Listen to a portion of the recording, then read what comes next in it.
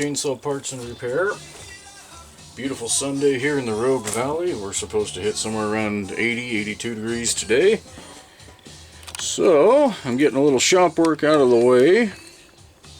And then I'll set up the slip and slide for the kids because they've been begging for playing in the water for, I don't know, since about March. So, we'll finally appease them today. So, this morning I'm looking at George's Super Easy, and the tagline's probably getting old, but there was nothing super easy about it. I know it's a terrible joke, but it's fitting. Saw's in great shape. He got this from a friend of his and ran it for quite a few years, it seems like. But it developed some problems, like it wouldn't start, for number one. And we'll get to that here in a minute, but it also... He'd said the automatic oiler didn't work from the time that he got it, and then the manual oiler quit working. So, just a whole mess of different things. Went through, did my normal cleanup. But before that, I tried to start it, and I could not get, couldn't get it to draw fuel. So I primed it, and it took off like a banshee. I mean, I think I might have another video on the camera that I haven't uploaded yet. So I won't cover all that ground again. Long and the short of it, what we had was the drive case had loosened up from the crankcase. I'm going to zoom this in a little bit. See if we can... Oop.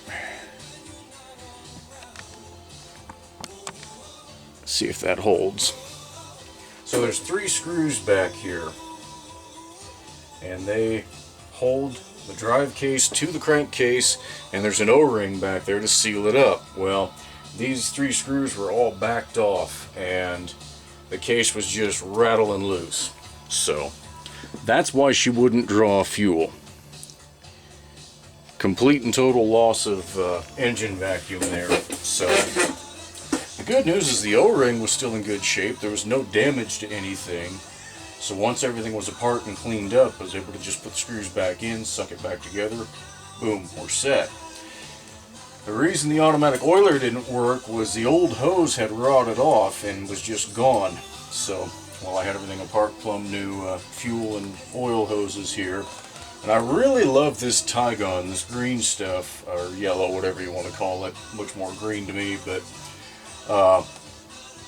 you can see when there's fluid moving through it, like this oil hose right here. I can see my red bar oil flowing through it, and you can see everything that dripped off as it was running. So George, this auto oiler is working just fine.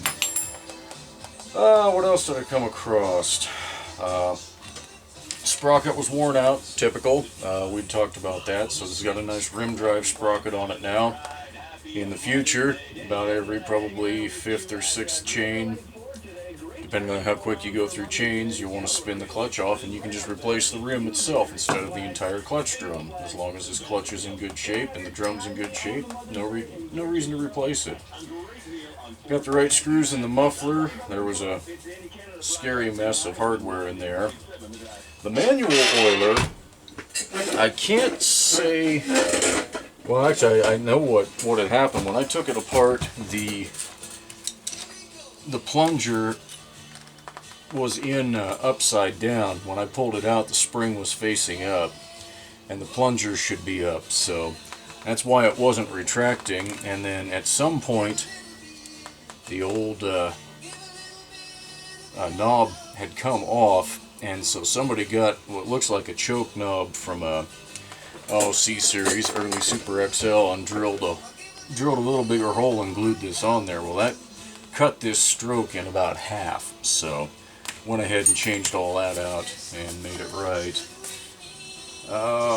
Anything else of note? Duckbill valves in both caps.